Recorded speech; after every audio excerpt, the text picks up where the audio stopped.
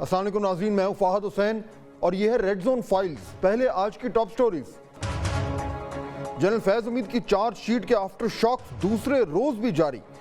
فیصل واڈا front foot پر، لیکن تحریک انصاف معاملے کی سنگینی سے نظریں کیوں چرا رہی ہے؟ حکومت و تحریک انصاف میں مذاکرات کے لیے رابطوں کا آغاز۔ پہلے سخت پوزیشن لی، اچانک تحریک انصاف پیش کی مطالبات سے پیچھے کیوں ہٹ گئی؟ اور معیشت کے میدان میں بہتری کے آثار نمایاں، سروے بھی اچھی خبریں دے رہے ہیں، کیا عوام کا اعتماد بھی بحال ہو رہا ہے؟ ناظرین، تمام معاملات پہ آج تفصیل سے گفتگو کریں گے، لیکن پہلے آج کی بڑی خبر۔ جنرل فیض حمید کی چارج شیٹ نے پاکستانی سیاست میں نئی ہلچل مچا دی ہے۔ تمام تر نظریں اب پی ٹی آئی پر جم گئی ہیں، خاص کر 9 مئی پر اور عمران خان صاحب کے رول پر۔ کل سے ہر طرف ایک ہی سوال کی گونج سنائی دے رہی ہے کہ کیا بانی تحریک انصاف بھی ملٹری کورٹس کے کٹہرے میں جانے والے ہیں؟ یہی وجہ ہے کہ آج دن بھر تحریک انصاف کے لیڈرز فیض حمید کے حوالے سے صفائیاں پیش کرتے نظر آئے۔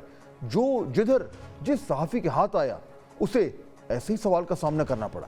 یہ تو ہونا ہی تھا۔ جنرل فیض حمید اور پی ٹی آئی کی جس قدر قربت تھی یہ ہر شخص کو معلوم تھا، بس کچھ عرصہ پہلے اس تعلق کا ذکر صرف سرگوشی میں ہوتا تھا۔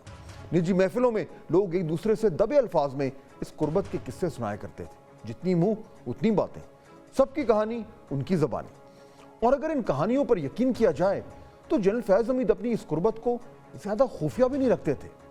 اس قربت کے بھی کئی مرحلے تھے۔ اب کیونکہ یہ تمام معاملات کھل کر سامنے آنے شروع ہو گئے ہیں تو تفصیلات بھی زیادہ ڈھکی چھپی نہیں ہیں۔ پہلا مرحلہ، بطور D G I S I general Faiz Hamid نے 2018 میں الیکشن کو تحریک انصاف کے حق میں موڑا، اور کیا خوب موڑا۔ چاہے جنوبی پنجاب محاذ کا وجود ہو یا آر ٹی ایس بٹھانے کا کمال، چاہے نون لیگ کے امیدوار توڑنے ہوں یا حلقوں میں سیاسی انجینئرنگ، جنرل فیض حمید نے کمال مہارت سے ناممکن کو ممکن بنایا اور عمران خان وزارت عظمیٰ کی کرسی پہ براجمان ہو۔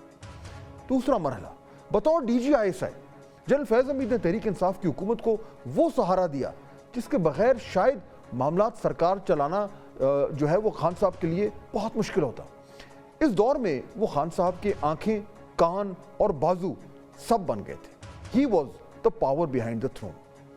تیسرا مرحلہ، بطور Peshawar corps commander general Faiz حمید خان صاحب کے ساتھ جڑے رہے۔ جب تک تحریک انصاف کی حکومت کا خاتمہ ہوا تب بھی یہ کہا جاتا کہ جنرل فیض حمید خان صاحب کے مشیر رہے۔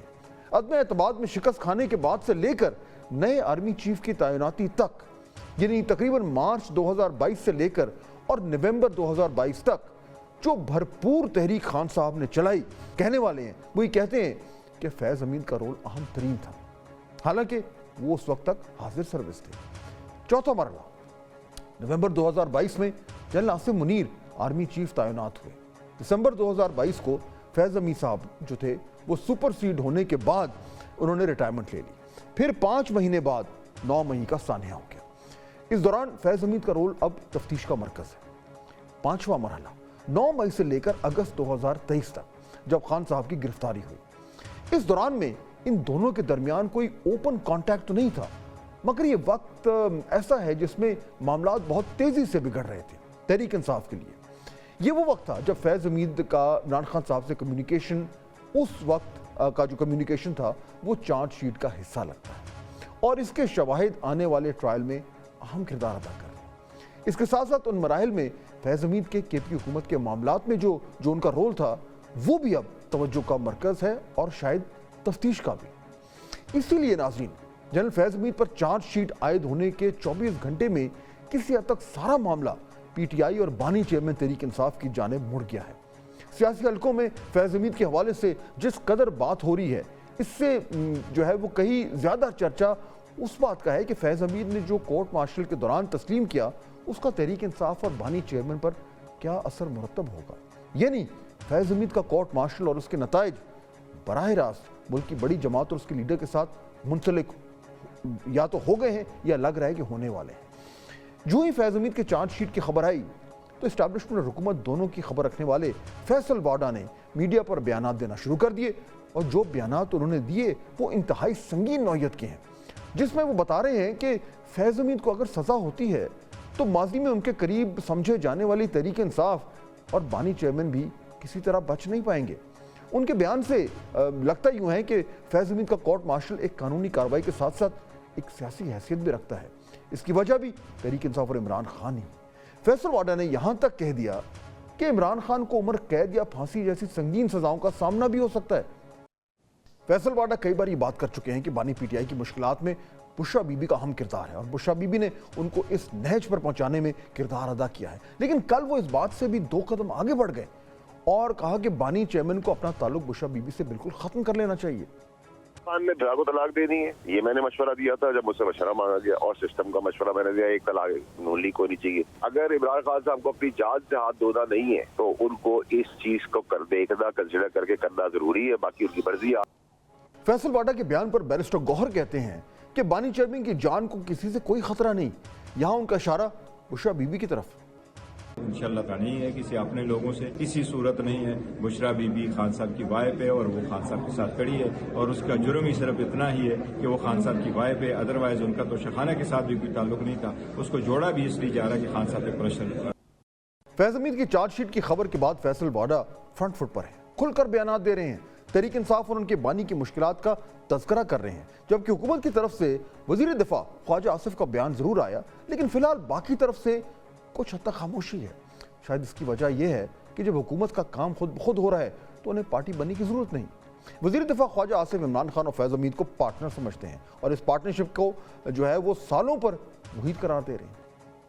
الیکشنشپ جو ہے 2018 کے الیکشن سے پہلے کی چلی ہوئی ہے اور اس کے بعد بھی چلتی رہی. 9 مئی کو بھی یہ پارٹنرشپ قائم تھی، 9 مئی کے بعد بھی یہ پارٹنرشپ چلتی رہی. اب اگر کوئی اس سے انکاری ہو تو پھر جو ثبوت اور دوسری شہادتیں موجود ہوں گی اس سے ثابت ہو جائے گا یہ کہ 5-6 سال کی جو پارٹنرشپ تھی بانی پی ٹی آئی کو کس طرح اقتدار میں لایا گیا. تحریک انصاف اچھی طرح جانتی ہے کہ فیض حمید کا ان کی پارٹی اور بانی کے بارے میں کچھ بھی کہنا بہت ہی سینسٹیو میٹر ہے، لیکن وہ پریٹینڈ ایسا کر رہے ہیں جیسے کچھ ہوا ہی نہیں. اسی لیے بیرسٹر گوہر فیض حمید کے معاملے کو ادارے کا اندرونی معاملہ قرار دے رہے ہیں. کہ جان فیض حمید صاحب کا تعلق ہے، یہ فوج کا ایک انٹرنل معاملہ ہے. ان کے اپنے رولز ہے، قانون ہے، وہ جس کو چاہے جس طریقے سے بھی چاہے کس وقت کس کے چارجز پہ ٹرائل کرنا چاہیے، ان کا اندرونی معاملہ ہے، ہمارے ساتھ کوئی لینا دینا. تحریک انصاف میں آج گڈ کاپ بیڈ کاپ کی پالیسی دیکھنے میں آئی ہے. بیرسٹر گوہر نے ٹھنڈا بیان دیا جبکہ اپوزیشن لیڈر عمر ایوب نے فیض حمید کو لے کر ادارے کے حوالے سے کچھ سخت بات کی. جنرل فیض حمید صاحب جو ہیں ان کا معاملہ پاکستان آرمی کا ہے، پاکستان آرمی جانے اور وہ جانے. اور مجھے حیرت اس بات کی ہے کہ جناب والا آرمی کا ڈسپلن جو ہے وہ پہلے کیوں نہیں امپوز کیا گیا؟ یا یہ ساری چیزیں ان کو پتہ تھی، ان کے سامنے ہو رہی ہے تو پہلے کر لیتے نا. آرمی جانے ان کا کام جانے.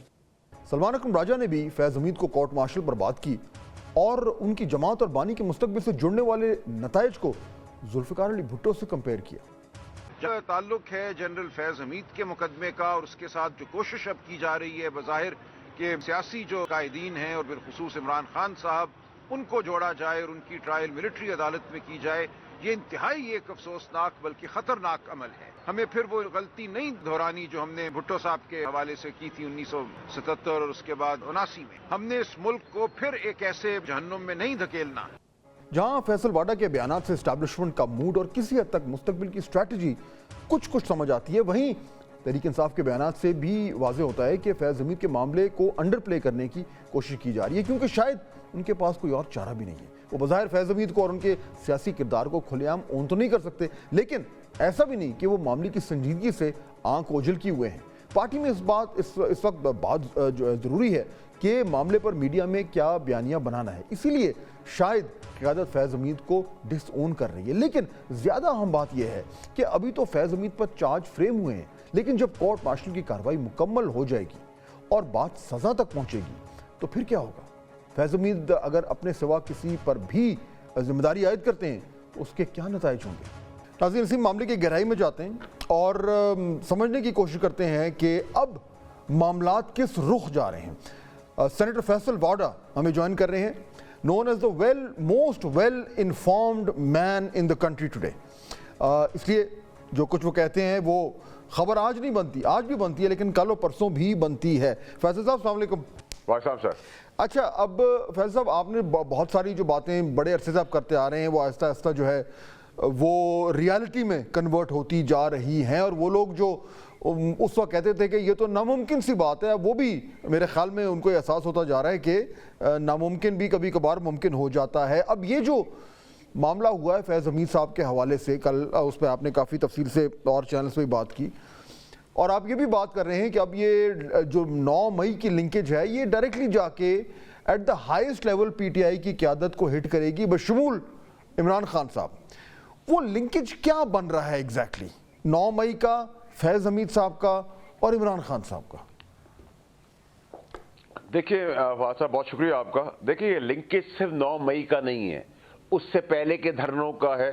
اس میں ابھی عمران خان کے اوپر جو فائرنگ ہوئی تھی خان صاحب کے اوپر وہ رہتا ہے, عرشہ شریف کا قتل رہتا ہے, اور جو شواہد ثبوت گواہیاں فیض حمید صاحب نے عمران خان صاحب کے لیے دے دی ہیں وہ کافی اتنی ہیں کہ ان کو لے آ جائے. میں سرپرائز بھی نہیں ہوں گا, میں شاکڈ بھی نہیں ہوں گا اگر وہ ملٹری کورٹس میں ٹرائل ہو گیا. ایسا تو نہیں ہو سکتا کہ ایک کو بھاولپور میں کیا جائے اور دوسرے کو امریکہ میں کیا جائے, جب ان کے ادارے کا ایک تگڑا آدمی جو ہے, جو جنرل ہے اور ex D G I S I ہے, اس کا جسٹس سسٹم و چیف آف آرمی اسٹاف نے پہلی دفعہ بنیاد ڈال دی ہے کہ تگڑے کا بھی احتساب ہوگا جیسے عام آدمی کا ہوگا, تو اس کیسے چھوڑ دیں گے. اور جو اب میں آپ کو ڈاٹس کہہ رہا تھا کہ بیگم صاحبہ ان کے حواری کیوں جان لینا چاہتے ہیں, وہ اس لیے جان لینا چاہتے ہیں تاکہ مین ایلیمنٹ اگر ہٹ جائے تو اس میں سیاست بھی ہو جائے گی, کیونکہ اللہ معاف کرے اس خطے میں ڈیڈ باڈیز میں سیاست زیادہ اچھی ہوتی بنسبت زندہ کے, اور ان کا گردن بچ جائے گی پھنسنے سے, کیونکہ جب ان پہ بات آئے گی تو باقیوں پہ بھی آئے گی. اور آپ مجھے بتائیں نا کہ مراد سعید یا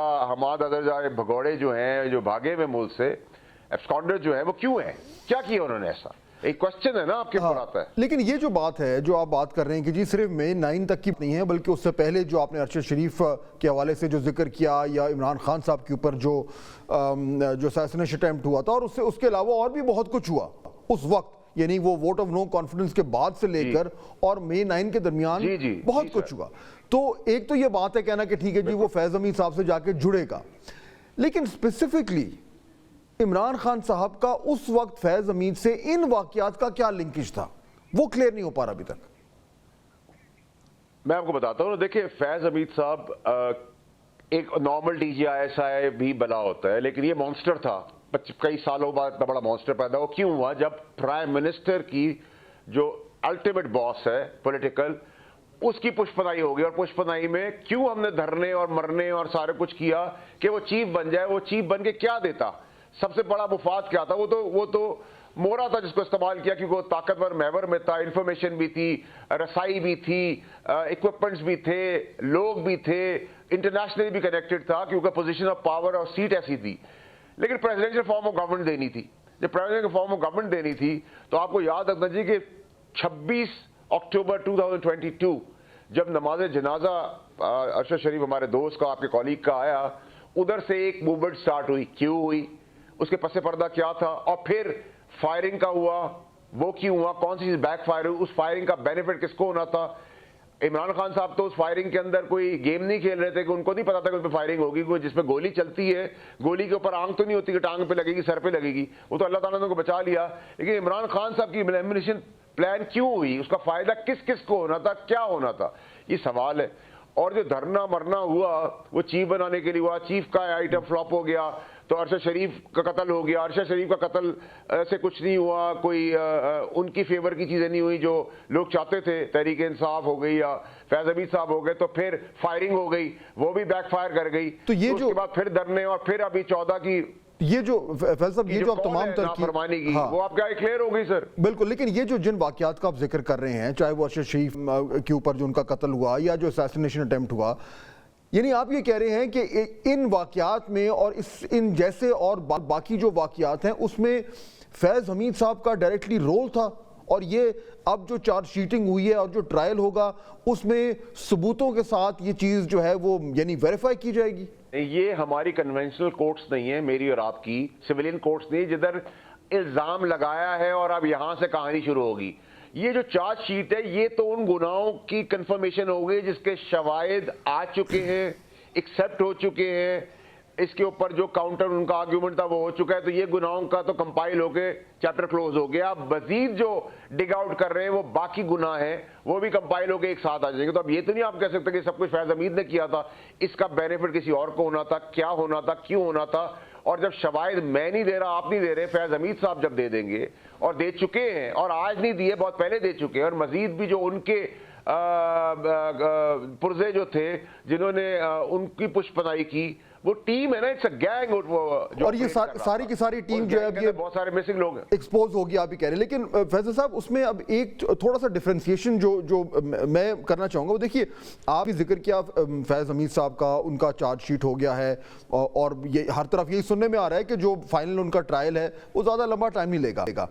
آپ نے ذکر کیا پھانسی کا, آپ نے ذکر کیا عمر قید کا, اور جب آپ سے سوال ہوا کہ کیا فیض حمید صاحب کے بارے میں بات کریں یا عمران خان صاحب کے بارے میں بات کریں, تو آپ نے کہا دونوں کے لیے ہو سکتا ہے. فیض حمید صاحب کو سزا ہونا, وہ ایک ریٹائرڈ جنرل ہیں, ادارے کے تحت ان کو سزا ہو سکتی ہے, اس پہ شاید اتنا بڑا کوئی پرابلم نہ ہو. لیکن ایک ایسا لیڈر, میں عمران خان صاحب کی بات کر رہا ہوں, جو کہ اس وقت انڈسپیوٹیڈ most popular leader of Pakistan ہے, ان کو ملٹری کورٹ کے تحت اس طرح کی سزائیں اگر ہوتی ہیں تو اس کے کمپلیٹلی ڈیفرنٹ کانسیکوینسز ہیں. کیا اس بات کا احساس ہے؟ فہد صاحب دیکھیں, میں آپ کو, اللہ کرے کہ آپ کی بات صحیح نکلے, لیکن جب ایک پہ عمر قید, دعا کرتے ہیں عمر قید ہو اور پھانسی کی سزا نہ ہو, تو دوسرا کیسے بچے گا؟ اور دوسرے کے اوپر بھی اگر یہ چارجز جو ہیں اگر وہ ثابت ہو جاتے ہیں, جو کہ ثابت ہو جائیں گے. اور تیسری چیز یہ کہ صدام حسین نے 34 سال 32 سال کن کے ساتھ پشت پناہی کے ساتھ کیا, rule, absolute rule, absolute power کے ساتھ, تو اس کا کیا ہوا انجام؟ اور اس کے بعد آپ نے اس ملک کے اندر بھی ایوان سے پھانسی کے پھندے پہ چڑھتے ہوئے دیکھا اور جیل سے ایوان میں آتے ہوئے لوگوں کو دیکھا. تو جب اتنی بڑی تاریخ آپ کے پاس ہے اور دنیا کے اسپیکٹرم میں بھی آپ کو وہ سب کچھ نظر آ رہا ہو, تو آپ یہ کیسے کہہ سکتے ہیں؟ پاپولیرٹی کا یہ مطلب تو نہیں کہ اگر آپ کسی کا قتل کر دیں تو آپ باعزت بری ہو جائیں گے, یہ تو نہیں پاسبل. تو عمران خان صاحب پہ کیا چیز ثابت ہو جائے گی؟ عمران خان صاحب پہ کیا چیز ثابت ہو جائے گی جس سے اتنی ایکسٹریم پنشمنٹس ہو سکتی ہیں؟ جو ثابت ہے, جو فیض حمید پہ ثابت ہوگی وہ سائملٹینیسلی ان پہ ثابت ہوگی, اور اسی سے میں ان کو روک رہا تھا اور اسی سے ان کو بچا رہا تھا, اور مزید تباہی کے لیے رستہ بنانے کے لیے روک رہا تھا. مجھے نکال دیا, کوئی پرابلم نہیں, میں پھر بھی آگے بڑھا, وہ گالی دیں گے پھر بھی کوشش کرتا رہا. اور ابھی بھی جو سول نافرمانی کی کال ہے وہ قوم کے آگے سامنے آ گئی نا, کہ 14 دسمبر کو جو کال دی گئی ہے, جو پاکستان کا بھرپور نقصان ہو جائے, لیکن فیض حمید کا کیس انفلوئنس کرنا چاہتے تھے, تو وہ بھی میں نے آپ کا آگے کھول دیا آگے, اور وہ بھی بیک فائر کر گیا. لیکن فیض صاحب جب آپ ملک کا نقصان کر رہے ہیں, لیکن جب آپ ایکویٹ کرتے ہیں جو ہے وہ فیض حمید اور عمران خان صاحب کو, اور آپ یہ کہتے ہیں کہ اگر ایک کچھ معاملات میں ملوث تھا تو دوسرا بھی تھا, تو وہ اس کی کانوٹیشن لسٹ ڈیفرنٹ ہے, کیونکہ ایک پاپولر لیڈر کو ملٹری کورٹس کے تحت اس طرح کی سزا دینا یہ کہیں بھی ایکسیپٹیبل نہیں ہوگا, نہ انٹرنیشنلی ایکسیپٹیبل ہوگا, اور اس کا یہاں پہ ریپریکاشنز ہوں گے. تو ان دونوں کو ایکویٹ کرنا شاید میرے خیال میں درست نہ ہو. دیکھیں جی, میں نے تو یہ کہا کہ میں سرپرائز نہیں ہوں گا کہ اگر ملٹری کورٹ میں بھی ٹرائل ہو, میں تو بڑا کلیئر ہوں اس کے اندر, اور میں ڈے 1 سے کہہ رہا ہوں, 2 سال سے آپ کو کہہ رہا ہوں, 2.25 سال سے کہہ رہا ہوں. دوسری چیز یہ کہ اس کے ساتھ یہ تو ایک مدعا ہے, ایک سبجیکٹ ہے, 9 مئی ہے, پروٹیسٹ ہے, چیف بننا تھا, فائرنگ ہو گئی, بندے مرے, یہ کانسپریسی ہوئی, ٹریٹر کا کام کیا, سب کچھ ایک ہے. ابھی فیض ارشد شریف باقی ہے, وہ شہید کا خون رائے گا نہیں جائے گا. میں آپ لوگوں کو 2.5 سال سے 2.25 سال سے بات کر رہا ہوں.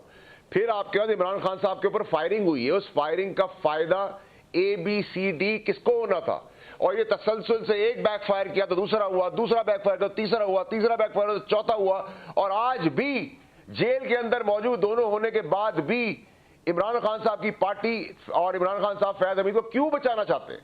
کیا وہ وجوہات ہے, کیا وہ ریزن ہے کہ اس کی گردن بچے گی تو اس کی بچ جائے گی, اس کی بچ جائے گی, اور اس کی بچ جائے گی؟ اور کون لوگ ہیں جو عمران خان صاحب کی جان سے کھیلنا چاہتے ہیں تاکہ اگر گردن ادھر پھنسے تو وہ نہ ادھر ہوں تو ہم بچ جائیں گے؟ یہ بڑی بلیک اینڈ وائٹ پکچر ہے سر. آپ لوگ مجھ سے زیادہ ایجوکیٹڈ ہیں, ویل کنیکٹڈ ہیں اور سمجھدار ہیں. تو فیض صاحب, اگر یہ تمام طور معاملات اسی طرح انفولڈ کر رہے ہیں جیسا کہ آپ کہہ رہے ہیں, اور اس کے ساتھ ساتھ آپ بار بار یہ بھی کہتے ہیں کہ نون لیگ جو ہے وہ اپنا جو وزن ہے وہ بھی نہیں اٹھا پا رہی, تو اگر PTI کی جگہ کوئی نہیں بن رہی, ان کے اوپر نظام کے ذریعے مزید سختیاں آنی ہیں, عمران خان صاحب کی قیادت پہ اور باقی لیڈرشپ پہ سختیاں آنی ہیں اور نون لیگ جو ہے وہ اس ساری صورتحال میں جو ہے وہ پرفارم نہیں کر پا رہی، تو فیصل صاحب پھر گرینڈ پلان ہے کیا؟ پھر اگلے 2 3 4 سال ہونے کیا جا رہا ہے؟ دیکھیں یہ تو آپ کو دیکھیں میں تو ابھی مجھ سے کسی نے پوچھا کہ آپ گورنمنٹ گرا رہے ہیں، میں نے کہا بھائی گراتا آدمی اس کو ہے جو کھڑا ہو، میں کرسی پہ کھڑا ہوں نہیں، میں آپ مجھے کیسے گرائیں گے؟ مجھے آپ بتائیں آپ کا کون سی سائنس ہے، کتنے مسکولر آپ ہیں، کتنے طاقتور ہیں؟ اگر میں لیٹا ہوں تو مجھے کیسے گرائیں گے؟ میں کھڑا ہوں گا تو ٹانگ ماریں گے، دھکا ماریں گے، کچھ کریں گے۔ ہم تو ٹیکا لگا رہے ہیں کہ بھائی اٹھ کے بیٹھ جاؤ، وہ بھی اٹھنے بیٹھنے میں ان کی اپنی پارٹی ان کو چارج شیٹ کر رہی ہے، آپ ان کے لوگوں کے بیانات سنیں وہ ان کو چارج شیٹ کر رہی ہے۔ میاں نواز شریف خاموش بیٹھے ہوئے، ان کی گورنمنٹ ہے، لیڈر وہ ہیں، ووٹ ان کا ہے، کم ہے زیادہ ہے، ڈیبیٹ کی جاتی ہے، وہ بھی کوئی بیان نہیں دے رہے۔ آپ کے سامنے ساری چیزیں، لیکن ان سب چیزوں کے اندر کوئی پاکستان سے بڑا نہیں، کوئی قانون سے بڑا نہیں، اور ایسا نہیں ہے کہ میرے آپ کے کسی کے ہونے نہ ہونے سے پاکستان رک جائے گا یا نہیں چلے گا۔ ایسے بہت سارے لیڈر ہیں، کینیڈی آیا آپ کے پاس، کلنٹن امپیچمنٹ تک پہنچ گیا ہری ٹریپ کے تحت، تو آپ نون لیگ کو صاحب کی ڈیتھ آپ دیکھیں گی، صدام دیکھا، آپ نون لیگ کو اپنی پوری ٹرم ختم ہوتے دیکھ رہے ہیں؟ دیکھیں فواد صاحب میں تو اپنا جو تجزیہ دے چکا ہوں الیکشن ڈے پر، میں اسی پہ کھڑا رہوں گا، اور یہ ہم بھی جب آئے تھے تو 15 سال کے لیے آئے تھے، تو جمہوریت کے اندر ڈیموکریسی کی بیوٹی ہے کہ nothing is permanent and nothing is guaranteed, this way اور دیٹ وے۔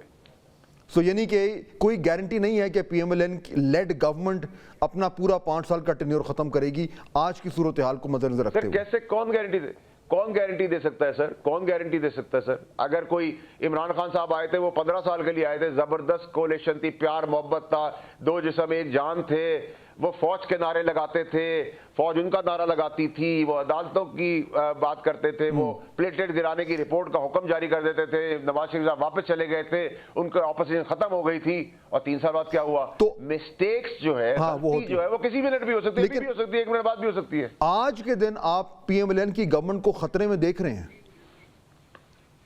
نہیں، آج ایز آف ناؤ نو۔ بہت شکریہ فیصل واڈا صاحب ہمیں جوائن کر رہے تھے، اپنا پیش کر رہے تھے۔ عظیم وقت ایک بریک کا، جب واپس آئیں گے تو بات کریں گے ان مذاکرات کی جن پر سب کی نظریں ہیں۔ تحریک انصاف حکومت کی پچ پر ہے یا حکومت تحریک انصاف کو گگلی کروانے کے موڈ میں ہے؟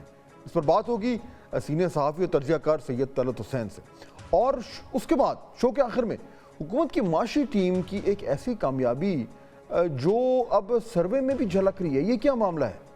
شو کے آخر میں۔ ناظرین بریک کے بعد خوش آمدید۔ بالآخر سیاسی تنازعات کو مذاکرات کی ٹیبل پر بیٹھ کر حل کرنے کا وقت آ ہی ہے۔ سیاست میں مذاکرات ہی آگے بڑھنے کا راستہ ہوتا ہے۔ آج عوام کو اس وقت ایک اچھی خبر سننے کو ملی جب معلوم ہوا کہ تحریک انصاف نے مذاکرات کے لیے حکومت سے رابطہ کیا ہے، اور تحریک انصاف مذاکرات کے لیے اپنی پیشگی مطالبات سے پیچھے ہٹ گئی ہے، اور اس نے 9 مئی اور 26 نومبر کے واقعات پر جو جوڈیشل کمیشن بنانے کا مطالبہ کیا تھا، یعنی ہم کہہ سکتے ہیں کہ حکومت اور تحریک انصاف کے درمیان رابطے اب بہت حد تک بحال ہو گئے ہیں۔ حکومت سے مذاکرات کرنے والی 5 رکنی کمیٹی کو خود بانی پی ٹی آئی نے تشکیل دیا۔ پی ٹی آئی کی طرف سے مذاکرات کی جو ہے وہ صاحبزادہ حامد رضا نے بھی تصدیق کی۔ رکنی کمیٹی کے پاس مینڈیٹ ہے جو بھی مذاکرات کرنا چاہے، ہم معاملے کو مذاکرات کے ذریعے سیٹل کرنا چاہتے ہیں، اٹ از نتھنگ نیو۔ باقی مذاکرات کے حوالے سے ڈیولپمنٹ دیکھیں، آج ہوپ فلی انشاءاللہ میٹنگ ہوگی، ابھی تو اپنی ضمانتیں ہیں اور ان معاملات میں پھنسے ہوئے ہیں۔ صاحبزادہ حامد رضا کی گفتگو کے کچھ ہی لمحوں بعد chairman P T I barrister Gohar نے ان مذاکرات کے بارے میں کن خیالات کا اظہار کیا، ذرا خود سنیے۔ مذاکرات آج سے تو فارمل شروع نہیں ہو رہے، لیکن ہم کوشش کر رہے ہیں کہ جو مذاکرات ہے، خان صاحب نے کمیٹی بنائی ہے، اور کمیٹی کو جو بھی پروسیس ہے وہ فالو ہونا چاہیے تاکہ مذاکرات ہو اور کسی نہ کسی حل پہ آگے پہنچ جائے، تاکہ یہ سارے مسائل پولیٹیکل ہے، اس کا ایک پولیٹیکل مستقل حل ڈھونڈا جائے۔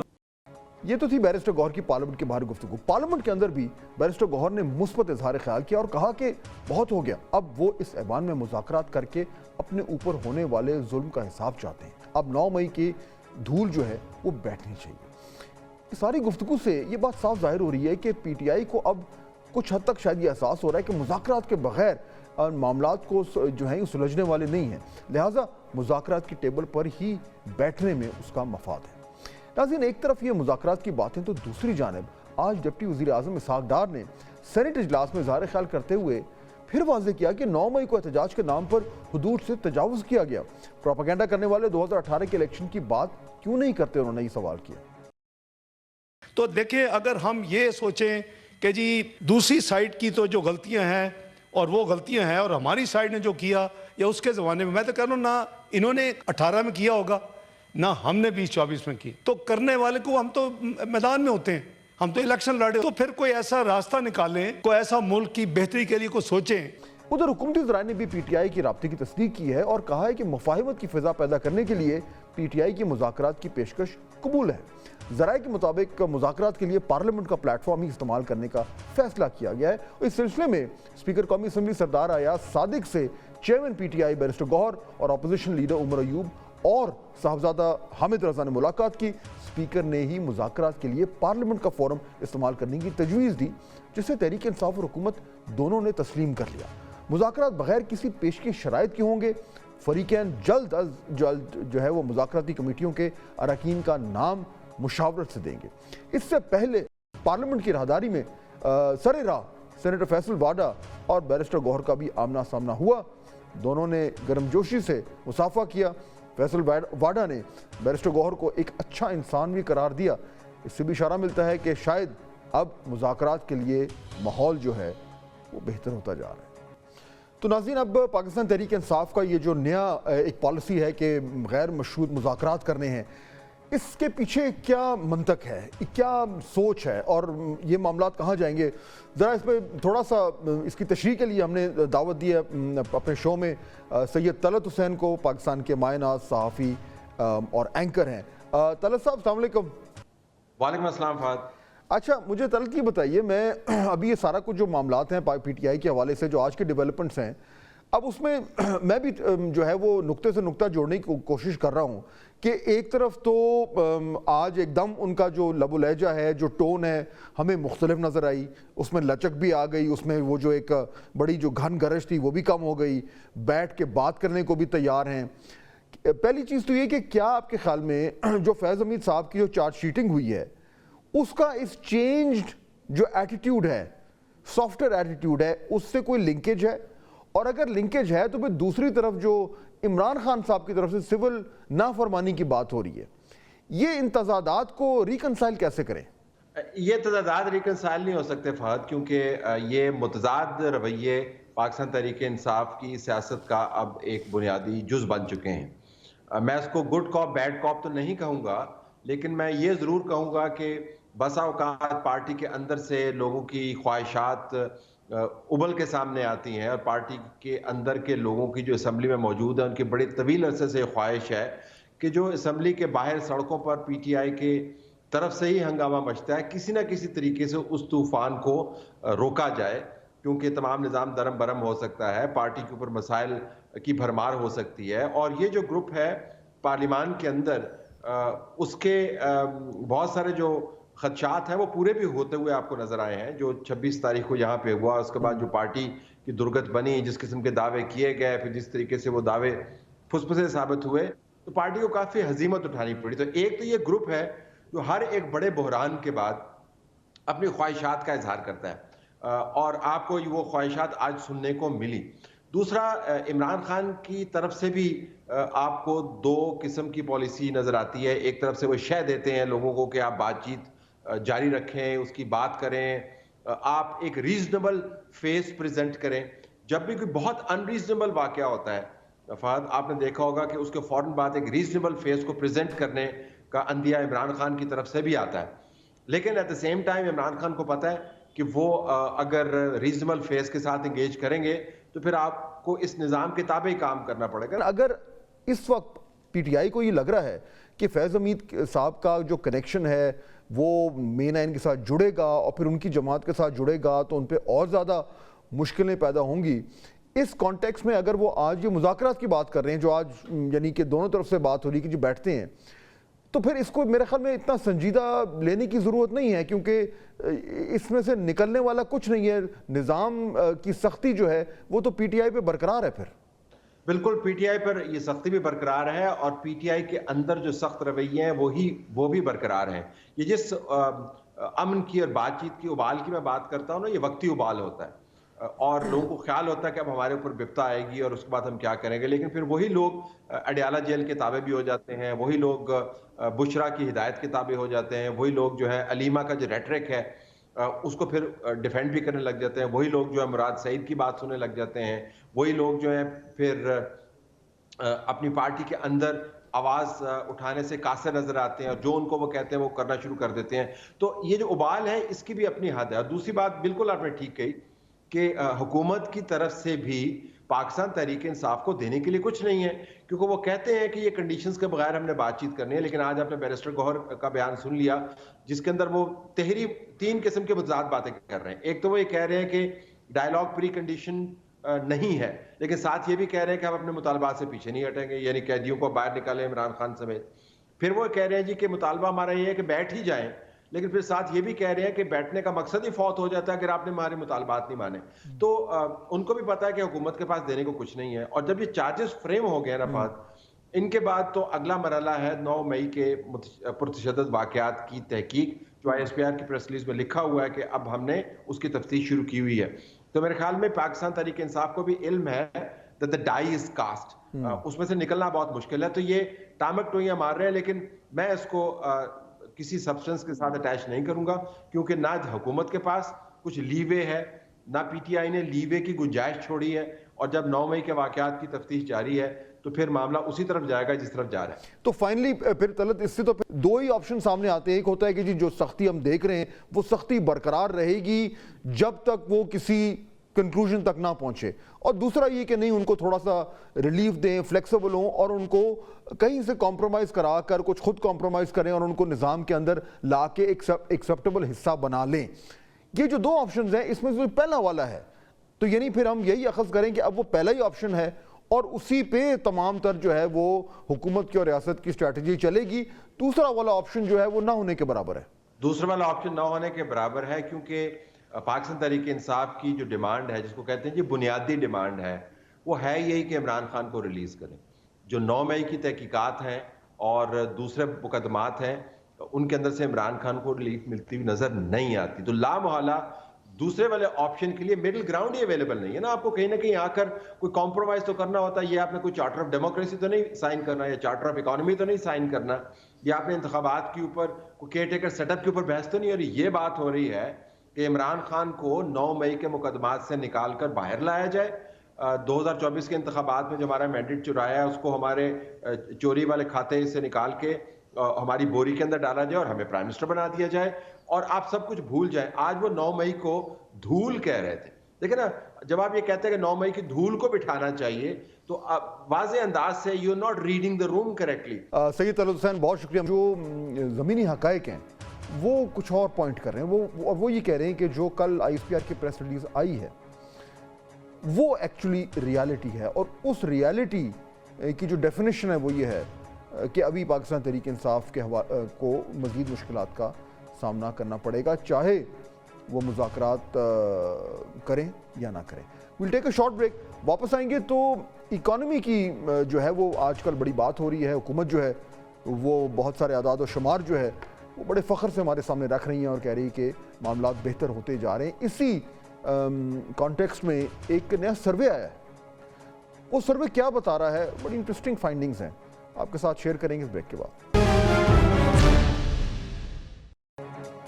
جب تک ملکی معیشت مستحکم نہ ہو اس وقت تک کوئی ملک سروائیو نہیں کر سکتا, کم از کم پراسپر نہیں کر سکتا.